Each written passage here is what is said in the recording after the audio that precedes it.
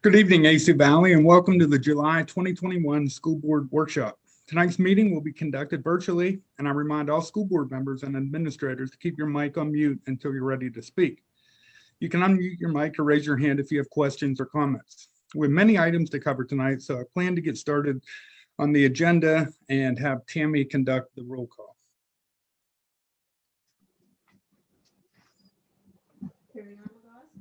Here. She's not on. Jennifer Fife. Diane Page. I can't hear Tammy. I don't know if she called my name. Diane Page. Here.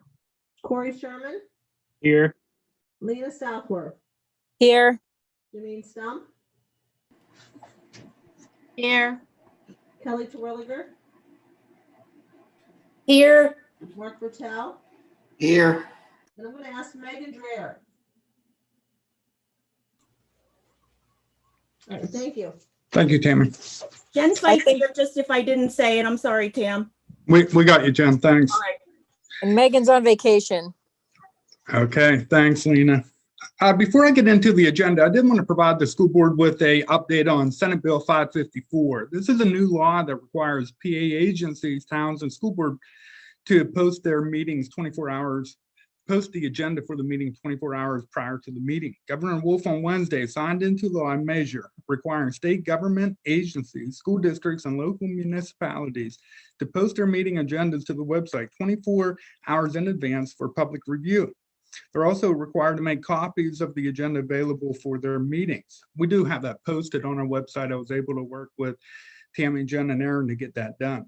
Both chambers and General Assembly approved this legislation to update the State Sunshine Act, also known as the Open Records Law. Under the new law, once an agenda is posted, officials cannot make decisions on items that don't appear on the agenda, except in emergency situations, and then only if they can achieve support from a majority of the members. So keep in mind that once we post the agenda, whether it's for the workshop or the voting meeting, we can't change it. We can change it, according to Attorney Shekel, that in between the workshop and the voting meeting. So there may be changes, but once we have it posted, there will be no changes. I will be participating in a webinar from the Office of Open Records on July 14th at 10 a.m. to learn more about that. But just so that the community and the school board's aware, we are in compliance, and I just wanted to share that with you, which I'm sure you're aware of it with the PSBA News Blast. Coming down through, we don't have any public participation and no presentations tonight. Are there any board concerns that we can address at this time? Hearing none, I'll continue on down through the consent agenda. Letter A, conferences and field trips. We just have one that I submitted for October 14th and 15th. We'll be driving out at the end of the day on the 14th and be in Harrisburg on the 15th, and that's at the PASA Conference Center. It's a leadership conference, problem solving, growing teams, framing a district's vision and mission, and the leader as a learner. So it seems to be a very interesting conference, and I look forward to attending. Letter B, underneath the consent agenda, is a request to use the school parking lot for overflow parking from the Foxburg Country Club at the Sunnybourne Open Golf Outing, and that's on Saturday, August 21st from 8 to 6. We're supposed to be done with the parking lot upgrades. They actually been out there working all day long, and I don't foresee any kind of conflict with that request. Under finance and purchase, we'll discuss and pay the bills letter A through G next week. But the one item that I would like to discuss with the board this evening is letter H. That's a discussion related to raising the breakfast and lunch prices for the 21-22 school year by 5 cents for Jefferson Clarion Head Start, St. Petersburg Head Start, and Pre-K Counts program. With the escalating cost within the cafeteria and the fact that we did not increase costs last year, I did meet with Stacy Redding and myself. We are recommending an increase in next year's breakfast and lunch programs. Any questions on finance and purchase as we move into personnel? Moving down through letter A, we do have a letter from Andy Whitcomb, and Andy's a guest teacher. He's on campus quite a bit. He volunteers for various sports, and he'd like to continue with boys basketball and girls basketball, as well as baseball and cross country. So I do recommend Andy. He's a great role model and a big help to the district. Underneath that, we do have a couple modifications to the athletic director job description and the high school principal job description, mainly to just increase communication.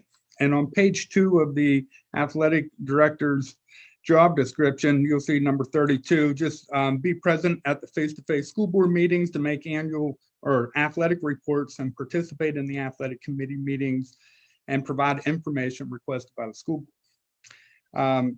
This position will also assist the administration in conducting an athletic information meeting for all coaches prior to the seasons. And then one more change was the athletic directors to be at 50% of all home games and attend any kind of varsity playoff game that our kids are in.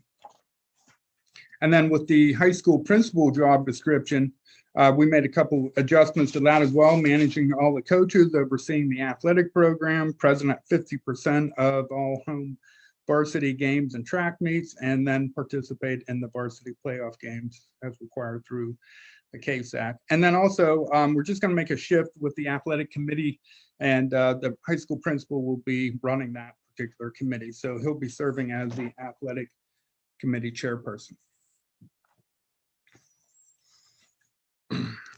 Moving on down through, I met with the special ed department and Mr. Sherman today, and we talked about the aides. And this is going to be an ongoing discussion. We don't have a recommendation tonight. We do have 2 current aides who are part-time who submitted letters of interest. As we continue to work through our needs, we'll be discussing this position. So tonight we don't have a recommendation to hire. So we're going to skip over that. Letter E, that's moving Stephanie Whitmer into the head cross-country coach position. Stephanie had 2 years as the assistant cross-country coach and is recommended by the building principal and athletic director at a salary of $1,237. And since she's an employee, all those paperwork's on file. Finishing off personnel, we need to advertise to fill the vacated assistant cross-country coach. So we're looking for support in doing that as well. Are there any questions or comments under personnel before we move into instructional services? Moving down through, you'll see I have a rather lengthy motion to approve the start of the threat assessment team. This is Act 18 of 2019, and it's my requirement to create a threat assessment team. We have a number of policies that I'll be going into more detail a little bit later on, but we'll have a team at both schools. If we have a threat that comes in, the high school principal, the high school counselor, high school nurse, and school police officer will investigate it. If there's a threat at the elementary school principal, elementary school counselor, and school nurse will be on that team. We also have down the school psychologist and superintendent. If there's a student with a diagnosed disability, we'll pull in the school psychologist and members of her team as well. And then I'll be involved as well as far as assisting each team in that investigation. And part of that legislation was passed on June 28, 2019, and only recently have we been provided with more information. So PSBA has updated all their policies, which I'll provide training with the teams. But the number one responsibility of the district and superintendent at this time is to create the threat assessment team, which we are with that motion right there.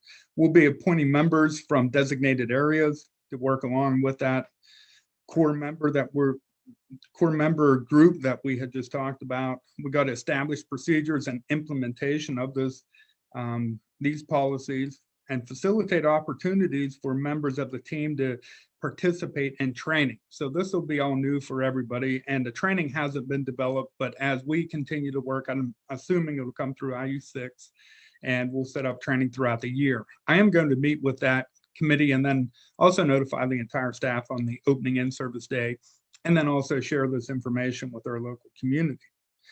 And then at the end of the year, I'll develop a presentation for the school board and executive session, very similar to Act 44 of 2018, and provide more intimate details as far as whether we are in compliance, a number of threats that we had taken in, and any kind of other additional information that may be relevant for that topic. We can bring in school police if needed. We have our own local school police officer, Dave Sittler, who'll be taking charge and doing the investigation because he's very well trained, and Dave does a great job with our staff up here. We'll assist him. If the student needs to be referred to the police, we'll do so. It could be student assistance team, and this information will be shared with the students as well. Depending on the nature of the threat will dictate the response of that particular team, and that's where the training comes in. Once we are able to properly investigate a threat and then act upon it, is going to be a learning curve for all of us, especially getting some of those members, the school health professional, which will be the nurse from each building, and school counselors involved in that as well, on top of already a full load. So we'll be working with our staff. This motion right here keeps us in compliance. Letter B, that's a MOU from the Jefferson Clarion Head Start, and this is a annual MOU. It goes in conjunction with the 5-cent increase in breakfast and lunch. The purpose of the agreement is to increase communication and cooperation between the two programs. And really, they're a fantastic group of people to work with, and they really help our young students out making the transition into kindergarten. And I strongly encourage that we approve that particular MOU. Then letter C, this is probably the hot topic of the evening outside of the threat assessment. And I have a plan pulled together, and CDC came out with guidance over the weekend for schools. So tomorrow at noon, we will be meeting with our Health and Safety Committee. We'll be reviewing this skeleton plan that I have, and we'll make a recommendation for approval next week. Once this is approved, I will upload this document and the next one that we have for discussion as far as the emergency instructional template to ensure that we're in compliance for next year. But the plan is grossly different than what we had last year, not only the expectations, but also the format. And there's really a number of areas that we have to touch on. And we'll be working with the committee as far as how we implement these procedures. But the first thing is self-screening and COVID-19 symptoms. So all staff members, all students, and community members must continue to self-monitor and stay home when they're sick. I mean, as simple as that may be. We will continue to work closely with the PA Department of Health and the school nurses about the disease, the reporting, and the investigation. And we have that up. In addition, we're still promoting good hygiene, practice hand washing, and respiratory etiquettes. Face covering is going to be the big discussion right now. We'll meet with the team and go through. The recommendation from CDC is that students who are not vaccinated should be encouraged to wear face masks. And we have a pretty good perspective on that committee, and we'll hear from some of the elementary teachers as well, and we'll make a recommendation that's going to meet our needs here at the district. In addition to that, they also want us to address cleaning and disinfecting the workplace, which we have the 2 part-time custodians through the ESSER grant that we continue to maintain. They are recommending that we continue to maintain physical distancing. The CDC recommends 3 feet this year, which I think we can adhere to that in most of the areas. And we're to stay informed in CDC guidance related to travel. So if anybody's traveling, they have to monitor their symptoms closely. They won't be quarantined, but they need to be aware of maybe contracting any kind of disease.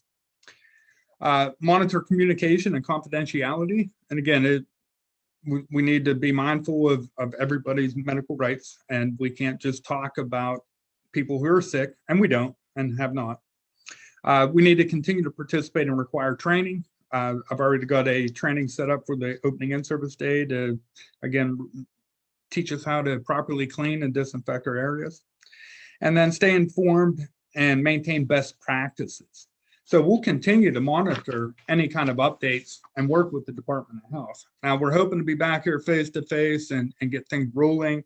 If we have any kind of issues where we need to slow things down or maybe do distance learning for a while, that moves into letter D, the emergency instructional time template, section 520.1.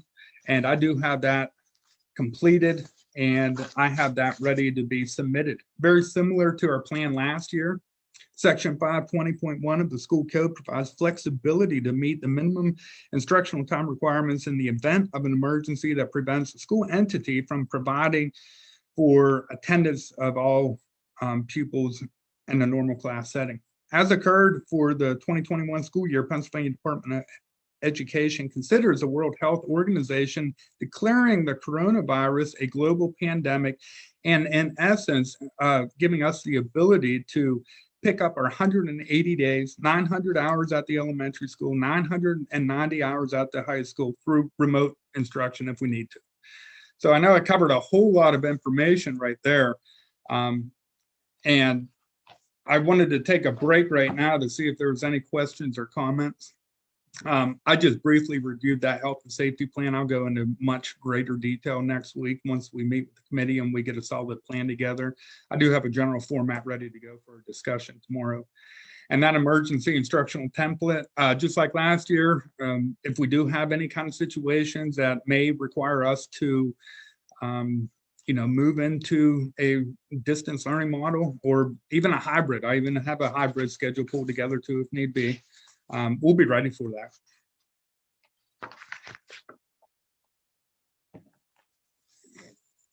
No questions or comments, and I'll continue on down through that agenda. Letter E, that's the school-wide district, Title I program that we have for 2021. We have to update this handbook each year, and I've talked to Mrs. Sherman today, and we don't have the data available to update this handbook. So we're going to table that approval until August. Once we get the data, we'll be able to provide a little bit more details with that handbook. Now, just finishing off under instructional services, I'm going to ask Dr. Jordan to comment on some of the handbooks. He provided all the information and a cover sheet for your review, but I figured it'd be better for him to discuss. Bill, would you like to take letter F? Sure. Good evening, everybody. I'll just go through the handbooks one at a time, and if you have questions after each of those, please just speak up. I'll start with the Cyber Handbook, and really there's only one main change that we are recommending this year for that, and it's under internet reimbursement. And what we added was that families will be responsible to pay for their internet service providers when their bills arrive. However, the school district will reimburse with a maximum of $50 per month the internet service fee. We added the maximum of $50 a month because what we saw over the past year, and especially in COVID year, there were lots and lots of those bills coming through. The cost ranged anywhere from $40, $50 all the way up to $125 or $130. And the reason for that is based upon the plan that people had.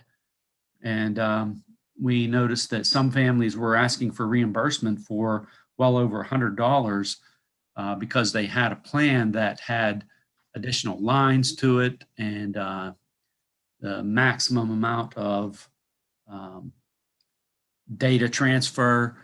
And so what we did, Mrs. Raybuck contacted some of the internet service providers and just asked them, what is the fee? How much would it cost to just provide the service that would be available to be able to operate a cyber program and for a student or a child to be able to access cyber programming? And the cost came anywhere recommended from anywhere from $35 to $65. So we thought $50 was a good balance. That way the families of the district, some families are being paid for that same service as what anybody else would get, instead of trying to get the district to reimburse for, kind of almost outrageous amounts of internet service simply because their child had chosen our cyber program. That's the major change in the Cyber Handbook. Are there any questions at all regarding that particular issue? Okay, I'll move then to the Student Handbook. And again, with the Student Handbook as well, there are not a whole lot of changes. On the first page, the very first opening page under the sign-off sheet where students sign, parents sign regarding reading the handbook and reviewing the rules and the regulations that are set forth in there. We added under the line that says, I give Allegheny Clarion Valley School District permission to use my child's name, and formerly it said print, television, or website media. We added radio. And the reason we added this is because this year we did have some radio stations that were asking to publicize some school news with student names. And without that specific permission, we didn't want to move forward. So this kind of gives us the blanket permission to be able to do that. Moving on down, under the disciplinary codes, under minor, previously it said there was the guideline of ignoring or failing to follow classroom policies, and we just added school policies as well. Reason being, again, a lot of teachers set their own policies in the classroom. They can't, for instance, exceed what the school policies are. But we had some students that came into the office and they said, well, it's not a school policy, or they violated a school policy that wasn't a specific teacher policy, and they tried to use that as a way of kind of getting around any disciplinary action. So we just added that in there as well, just to make sure that everybody's on the same page. Also, I added some pieces under graduation requirements, programs of study. I just put the website that the state uses that discusses some of those graduation requirements from the state level. I will actually be speaking about these things over the next coming months, especially in regards to our senior project. We're making some changes there, and I'll be seeking some guidance from you as the board as to what we want to do in the future moving forward with the senior project. We have a number of changes that we would like to recommend if we are planning on continuing that, and making it a little more accessible as far as online, so that everybody knows exactly what that senior project looks like in conjunction with what the state graduation requirements are. Finally, the last biggest piece, I guess, that's a change is under class scheduling. And we added the sentence that every attempt will be made to limit the number of study periods allowed. 3 study periods are not permitted. What we found is that there were some students that didn't want to take any elective courses. They would fill their schedule with some of the other things, but had a ton of study hall periods. And what happens when we allow that is that students, of course, they're not doing homework during those periods, and they're getting themselves into trouble. They're getting passes to go other places and causing issues in other parts of the building. And we just wanted to limit that so that every student can have 1 or 2 study halls, but three study halls just it causes a lot of issues. And plus, we want to focus on academics. If you're not using the study hall period to actually study or to do homework or to do research, then that's a problem, because it allows students to do things that they probably shouldn't be doing and that aren't school related. Does anybody have any questions regarding the student handbook? Okay, and finally, I did submit the high school teacher handbook. There were no changes in that handbook. And that's all I have, Dr. McDevitt. Thank you. Thank you. Moving down through instructional services, we do have a motion to approve the proposal for dental services from Big Smiles Smile Program, Pennsylvania. We've worked with this company for a while, and Nurse Holly is really happy with the service they provide. But just like last year, we've yet to receive that contract. So we're hoping to have that in front of you for the voting meeting on Monday, the 19th. Moving down through policy, or let me stop right there. Are there any questions about everything under instructional services? I know I covered a lot with that threat assessment team, the health and safety plan, and the emergency instructional time. Okay, down into policy, just bear with me. I do want to go into some detail here. We are updating policy 218.1 weapons, and the board prohibits students from possessing and bringing weapons and or replicas of weapons into any district building on school property, to any school sponsored activity, and onto any public vehicle provided transportation to or from school. The update is on page 2. When the behavior of a student in possession of a weapon indicates a threat to the safety of the student or other students, school employees, school facilities, or the community, the district staff shall report the student to the threat assessment team in accordance to the applicable law and board policy. So you'll notice that a number of these policies are adding information about the threat assessment team. Policy 218.2, terroristic threats. The board recognizes the dangers that terroristic threats by students present to the students and safety and welfare of the staff and community. The board acknowledges this and will be involved in every threat that's made. The superintendent and the designee or designee will work and do the investigation. In all cases of terroristic threats where students' behavior indicates a threat to the safety of the students, the others, and school employees, school facilities, and communities, the district shall report the student to the threat assessment team. So you'll see a number of common languages throughout that policy.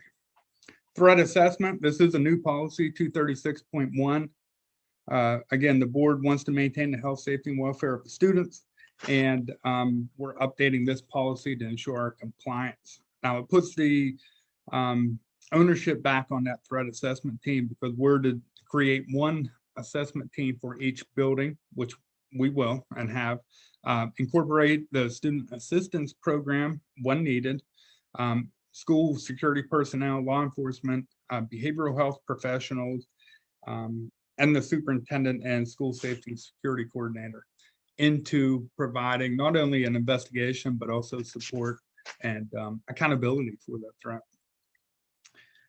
Again, part of this policy, we have to notify the students and staff and parents of our new policy, and then reporting and identifying the threat. And if and when needed, we will be bringing in the state police. The threat assessment team will come together. They'll work with the school psychologist if the student was identified and has an IEP. And we'll continue again to investigate every incident that may be involved with that particular threat. And that policy is relatively lengthy, and I don't think I need to go into great detail at this time, but just know that that makes us in compliance with the threat assessment team. There was also a couple other policy updates. Policy 247, hazing. Again, just minor edits to it. You can see the bold print. There was a couple verbiage changed throughout, but again, that same paragraph's down there. When student behavior indicates a threat to the students and other students, then we will report that particular threat to the threat assessment team. And we'll continue to communicate this policy out to students and staff as well. There was one question on that I had for the school board members as we approve policies. On page 4 and 5, you can impose a fine if we have an issue with threats. And we've never fined a student in the past, and I didn't mark that we'd issue a fine. I don't know if that's anything that you'd want to consider at this time. I mean, I think the discipline code and the prevention that we have in place is good enough. And over the years, I mean, we've had a couple like any other school, but this is not a major issue for us right now. And I don't recommend a fine at this time, but I also wanted to just bring that up because that was within this policy.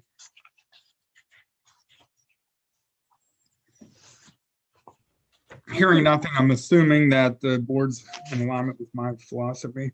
And then there's also one last piece of this particular document. There's a reporting form. So we'll have that form available in both offices, and we'll have that documented if there is a report of, any kind of hazing. Next up, we have bullying, cyberbullying, policy 249. And the one area that I had added to this particular policy is outside of the school setting. And just keep in mind that, we only have so much jurisdiction in here, but if we have a situation that's going on outside of the school district's boundaries, off campus, off school bus, that's impacting the students' education and interfering with their learning, creating a threatening environment and substantially disrupting the educational environment, we can hold that student accountable for that. So that's good news on our end of it. And again, part of this policy, we have that same paragraph that if there is a serious threat that's done, whether it's bullying or cyberbullying, then that threat assessment team will be involved. And this policy too has a reporting form associated with it. We also have policy 805, emergency preparedness and response.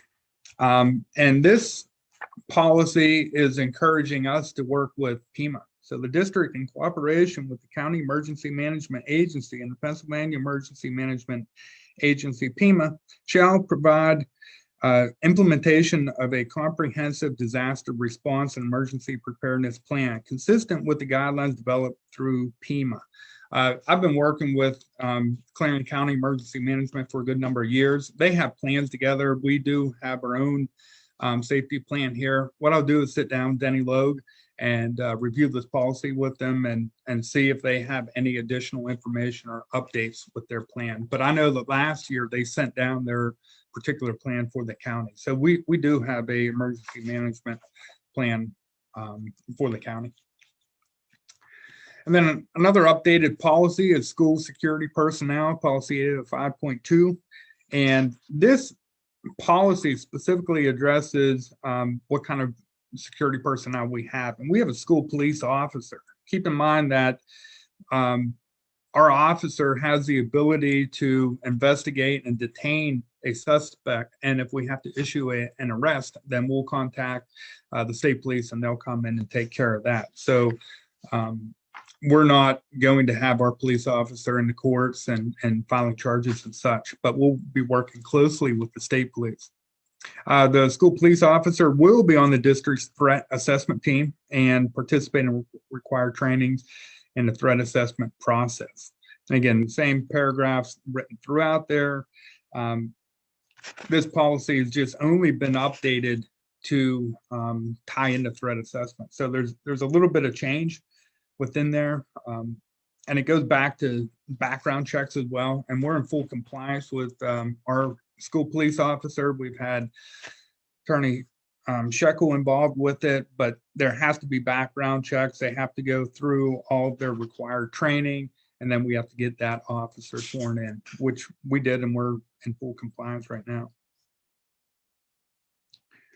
And again, keep in mind that the district shall request that the court grant the school police officer the authority to carry a firearm in accordance to law.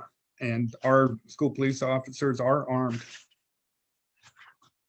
And then it has a section about the school resource officer and contracting it out. And we don't have a SRO at this time. We just have the school police officer. So that part of the policy will go away and doesn't pertain to us. And then finally, my last policy update for July is district social media policy 816. And the purpose of this policy is to establish a process and standards for approval and operation of district-owned social media accounts and to identify the differences between personally owned social media accounts and those maintained by the district. So this was brought up at the last tech committee meeting, we had a discussion, reviewed it, and I was also provided feedback by administrators, technicians, as well as school board members. And I think we have a pretty good policy right now in front of the board to approve. Our social media will be non-public forum. We're not going to have people post comments. We're a small community, and we'd like to meet with folks face to face, or they can pick up the phone and give us a call if they have any concerns about it. We are going to use the district's website as our one and only focus point. We will have a Facebook page at we have a couple staff members that are operating, but that's not going to be our sole source of providing information. The district website will be, and the policy outlines that. Delegation responsibilities. Aaron Heil will be the webmaster for the AC Valley website, and has been. Aaron does an absolutely wonderful job, and we appreciate all his work. And there's some other information throughout the policy, but I don't think we need to go into great detail as far as personal social media accounts. If it's not authorized through the district, then it doesn't represent the district. Are there any questions about the policies that I just reviewed? I know there was a bunch of them, and I didn't read everything word by word, but you have them in your Google Docs if you can get in there and take a look at it. Just keep in mind that's part of our PSBA policy networking program we belong to. They develop the policy. They provide us with some options to add and delete certain areas in there. I go through it and make it meet our needs, and then put it in front of the school board. And once we approve it, then Tammy contacts PSBA and we get it uploaded onto our website. And keep in mind that all of these policies are at the acvsd.org website under school board, and you can click on the policy link, and that just keeps us in compliance. And again, just more training and to ensure the safety and security of our students. We did a major update on a number of our policies here as it relates David, to. Yes. Is Lori okay with doing the Facebook page? Because I know that's putting extra work on her. Lori's here. Do you want to talk about that, Lori? Well, what I had emailed David was, currently I do mostly the elementary events and notices and things. I do have high school people occasionally send me things, but Allie Atwood has been the I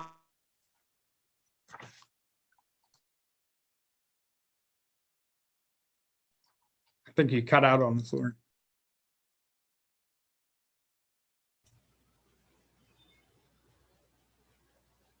I think just, I can answer the. Oh, there you go. Can you hear me? We can now. Okay. Melissa was the one who originally started it, and I kind of helped her out with it. And then when she left, the bulk of it fell to me, but Allie did agree to get on as Melissa had put her on before she left and agreed to do the high school portion of it. And then over the last couple of years, there have been other admins added, but really they don't post. Like RJ is an admin, but the only thing he uses it for is when he's posting one of the live streams from like a sporting event. So I guess the answer is I don't mind doing it for the elementary school, but I'd rather not be the sole person in the district. So we have coverage then. You're good with you doing it and Allie doing it at the high school. Yeah, I'm okay with that. As long as Allie's still okay with that too. Okay. I just didn't want to throw more on your plate, so. Yes, thank you. Thanks, Kelly. Just moving down through, as far as a facilities update, we did have the papers here today, and they got a lot. I don't know if they've done everything, but they did a lot of work today, and that tar and chipping out in the parking lot looks absolutely fantastic. We really made a nice move. They came through, sealed all the cracks, and then they went through. They had an entire crew in here today and was working very diligently. So I'm very, very happy with that. Mark's not on tonight, so I don't have an update about the high school cafeteria floor or the elevator, but they are working on the HVAC system as well. So I'm sure next week, Mark will provide more details with that.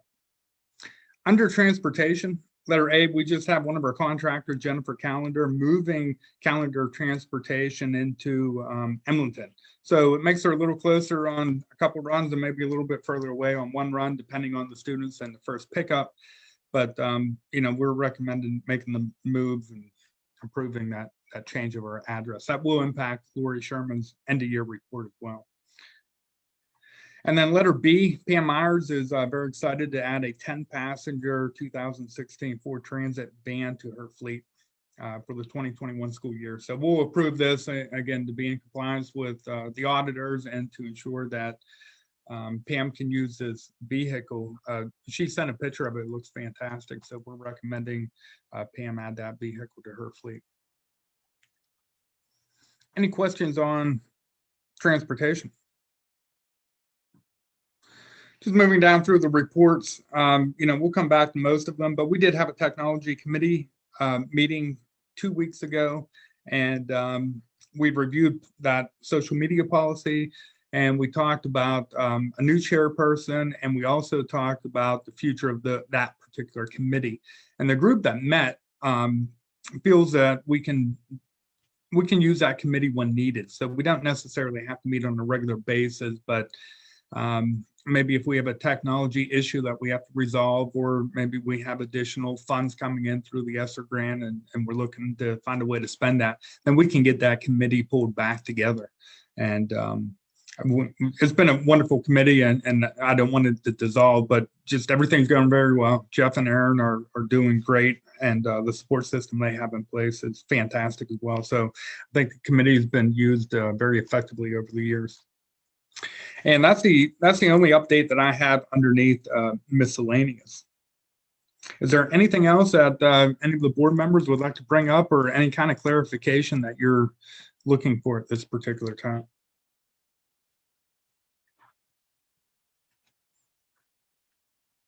Okay. David, I have a quick question.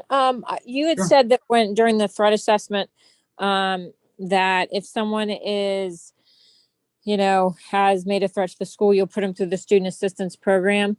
Do you also do that with drug and alcohol violations? Well, yeah, Lena, as you know, we'd recommend it.